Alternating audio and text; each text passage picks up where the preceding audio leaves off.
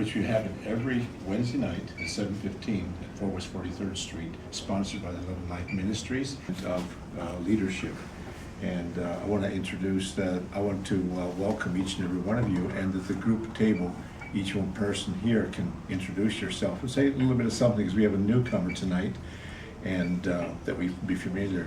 Because part of the condition of a small group is familiarization, socialization, and getting to know each other, and so we can have confidence in sharing and value each other's values. Okay, to my right here, go ahead, Rebecca. My name is Rebecca. I'm attending Gordon Medical School, and I'm happy to be here. Thank you. Okay, Jorge. Hello everyone, my name is Jorge. I'm 19 years old. I attend Berkeley College, and I've been coming to Love and Life Ministries for about a year or so. Alright, my name is Alex Pichardo. I'm from Northern California, and I'm a full-time volunteer at the Learning Center. Thank you, Alex. Okay. My name is John. I want to become a writer. I'm actually in the process of publishing my first short story book, which will be available in a couple of weeks. Very nice. And now you're, as I understand, so that everybody else can also know, you're now finishing for your master's degree, right? Yeah, I'll be graduating in this semester. Congratulations. Wow, that's amazing. Congratulations. Yeah, right. And also one time president of the Spanish Literature Club in your school. Okay. Hi, my name is Brian Mejia. I'm from Spanish Harlem. What can I say about myself? Well, I'm a very creative person. I have the creativity of, so many levels, in other words. But me right now, I'm just working. I'm attending the Art Institute of New York. And I guess that's pretty much it. Very good. Welcome. Welcome, Brian. Okay, we're now in the middle of the, well, myself is Esteban Gavan, and I'm also a full-time facilitator, faculty member at Berkeley College. Okay, I'll be facilitating our group here. And in the middle now, we're fourth week in a 10-week session of presenting a small group dialogue on leadership. We've been having many different evenings and wonderful evenings together. And it's important at this time, I thought tonight as we began, that if each of us could share, each of you could share, myself too, what you're feeling now about being involved with this group, a little bit of something. We won't take too much time to do that, but I want to really personalize a little bit. In other words, your initial starting point with the group here, and then also how you're feeling right now at this moment. And then after that, we'll go in more to some discussion. But that. I have been very amused and very surprised by our wonderful sister, Rebecca. There's something very powerful, I feel, when she speaks at her age, so I want to... When you speak, because she's right here. Oh, when she speaks to me. When you speak to me. Yeah, when you speak to me, you know. And I think it's a very amazing thing. I've never seen a young sister express herself the way you do, so I really want you to continue your path. You're really helping me learn, you know, in many ways. And I was very surprised that even this is the first program that allowed my brother, out of all people, someone who never agrees to listen to anything, to listen, you know. And I was very surprised. This is the first thing that impulsed my brother to want to listen to leadership. So I really enjoy this program for that. I can see that it can break a lot of boundaries. We can dovetail on that, discuss. I feel very honored to be in this group and been invited by Mr. Esteban. And I just love the experience that every week we can share something different about any subject. And it's good just to be able to talk about everyday situations and people can actually listen to us. Right. You know, and as you said, every one of you has something amazing to say that might change people's way of thinking or might just keep them the same, but it's just good to just hear different minds. We sponsored a group past year with the small groups on great good to great, and we had a wonderful experience. That's sort of like kicked off what we are doing now, because we talked about that. We're having a lot of dialogue experience together with the growth of ideas expressed. And I just want to say thank you, John, because that would really, that got us going here, sort of initiated the birth of this kind of project. Okay, in doing that, I just want to say, you mentioned about different ideas, and also thanking you, welcoming you, Brian, tonight. I hope you have a wonderful experience, and you can feel that the value of this what's going on here. We're not coming here to congratulate each other on our ideas. In fact, we might have different ideas. It's not who's right and who's wrong. We're not coming here to see who's right and who's wrong, but instead to appreciate and respect each other's values. And as you mentioned about authority, because I think you came here many times, I heard you say sometimes, oh, I agree with you. Oh, I agree with you. And then everybody was agreeing with each other. And we were all finding out that we were needing to unlearn our agreeableness and try to learn more that there's respect and value in disagreeing. There was sort of an authority that we get rid of that authority of in dialogue. We're getting rid of authoritarianism. In other words, that there's feeling like we don't raise our hands here in this small group because we're not in the class. Maybe John, you picking up on that? Do you feel what I'm saying? You could remember that experience we were talking about, getting rid of that kind of authoritarianism, and not even reflect on yourself. Just really just do is give those orders. Is that an effective leader, or is it worthwhile to reflect on your own experience? Is it worthwhile to know yourself, or are we just talking about some kind of faddish Buddhism? Are we talking about this kind of stuff that's going around, it's like, be here now? Or are we talking real? Are we talking real? What do you think? Talking real about what? Is this of any importance to you? Do you think that a coach, a manager, a leader, a teacher? Their own opinion. Every person's different. We're all races, we all have a different view on things, and I feel like if you know yourself, you not only will you know what's wrong and what's right, but at the same time, it gives you, if you can understand yourself, then I feel like you can understand a lot of people as well. I feel like not exactly know them, but understand basically a little bit of society, and basically you get to see through other people's eyes, but at the same time, basically kind of in a community way. In other words, In like in what way? In a very communicative way, in a way of community. I agree or not? It just seems like everybody's like, oh yeah, I agree with you, I agree with you, just like. What do you really want to do? No, I agree with Jorge. I mean, a leader isn't someone who's just sitting back and giving out orders to people. Okay, now you do this and you do that. A leader is someone who's, you know what, do this. I've already done that. If I'm asking you to do this, it's because I've already done it. I'm not telling you just to do it. But it's because I've already accomplished it myself. And I'm Have you had that experience? Share with us. Well, no, unfortunately not. Clean this or clean that, or move this or move that, and you haven't moved that before, you haven't cleaned that before? Right, I have, but not in the position to where I already did it. Because of course I gave orders before, but of course the people, the person I was giving it to, didn't do it because well, you're not doing it. I never see you do it, so why should I? So I'm like, because I'm telling you to, that. Yeah, when they actually see you, doing it, taking initiative. For instance, let's help each other out here. Let's get to the bottom of it. Have you ever not helped somebody to learn how to ride a bicycle? Help somebody to play soccer, football, to shoot a bucket and showed them how to do it, and then actually gone through the steps? Or is this? Is it your experience or not? I do. Yeah, levels like that. Yeah, of course, Skills, right?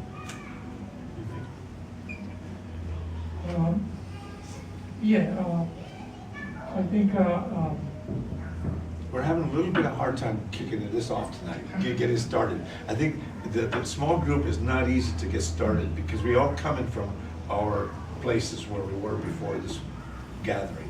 So that's why I'm prompting you a little bit so you can, I'm trying to grease the group here a little bit, grease the dialogical skills so we can get into this, Warm up the not raise our hands, but really talk the talk. you can be a leader very natural way. When you teach someone, you're being a leader. When you share a knowledge with someone, you're being a leader.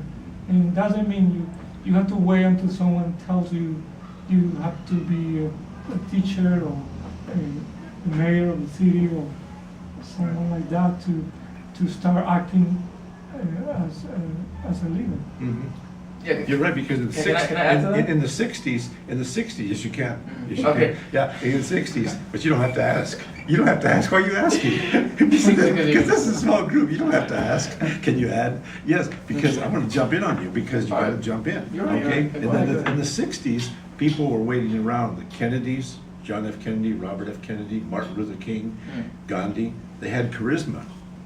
And everybody got into this charisma thing. About it's just like waiting for charisma of a leader and feeling like let's wait around for somebody who's got charisma to lead us.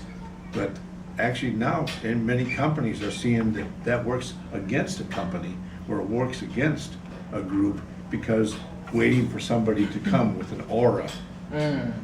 You know, like Jesus is going to come back and sit at this table and is going to spell out all the beautiful words to solve your headaches.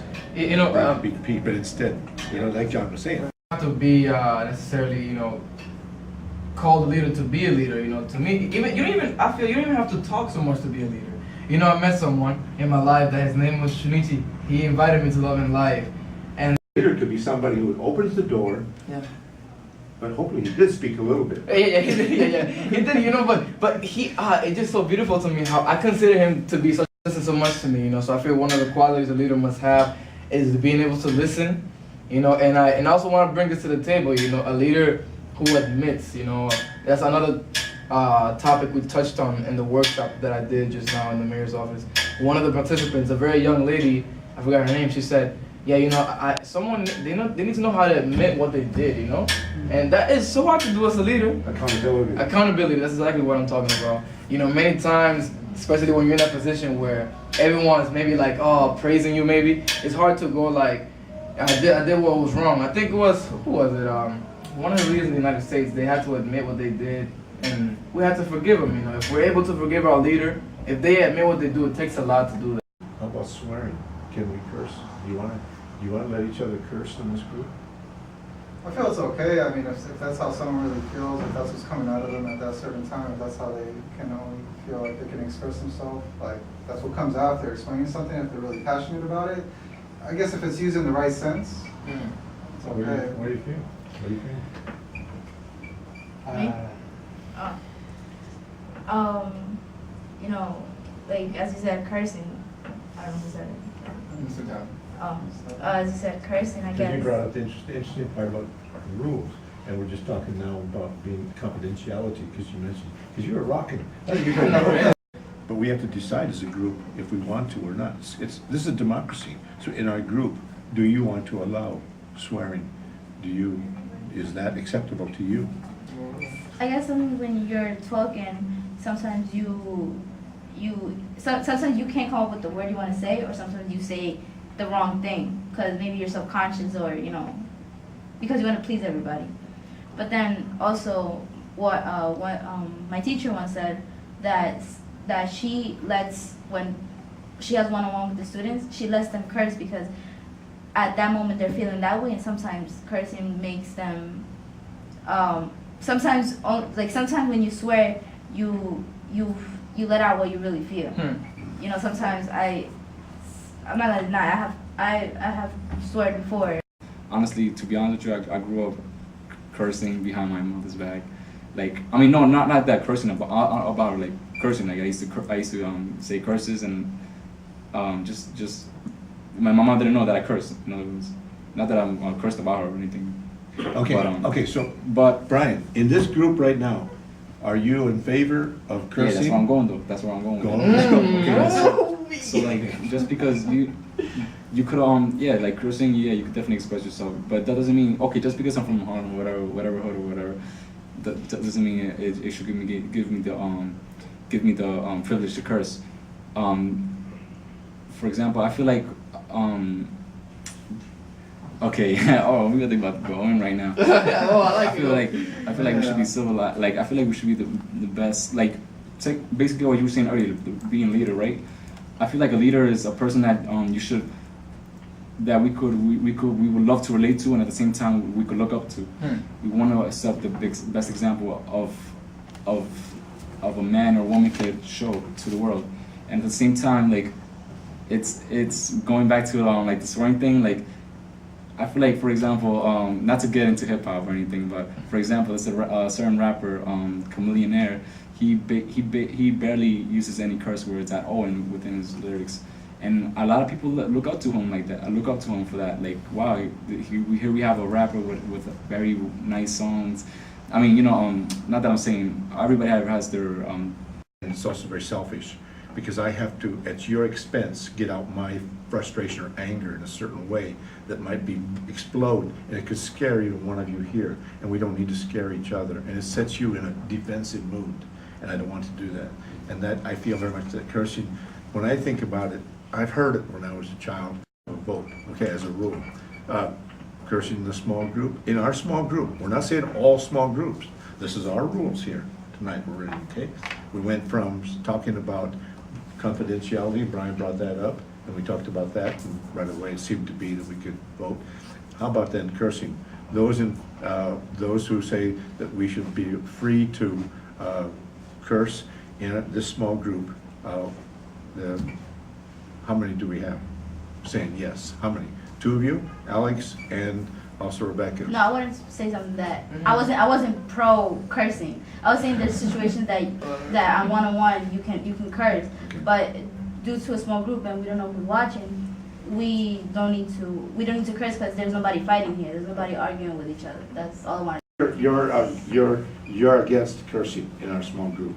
In this situation, yes. We have just a couple minutes now left. Pretty good today. Very lively, very active, very.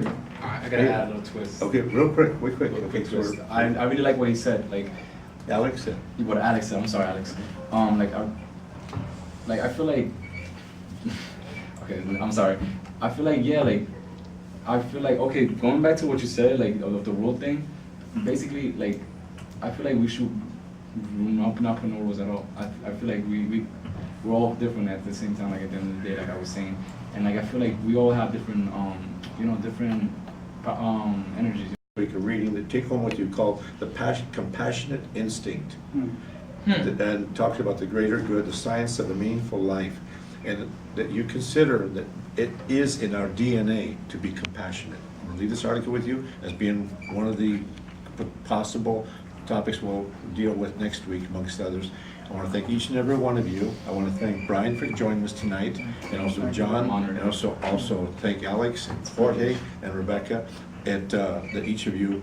Tonight we had a very lively conversation, dialogue. Would you agree? I agree. Okay, we want to invite you coming back next week to hear the meaningful dialogue we'll be having here, the small group on 4 West 43rd Street. I want to thank each and every one of you for your sincere input tonight. We're not here to agree, we're here to converse, we're here to share, we're here to develop awareness of each other's values, and also to become more and more ourselves confident about our values, and not right or wrong, but to really develop the process. Remember what I said last week, that it only takes a spark to get a fire going.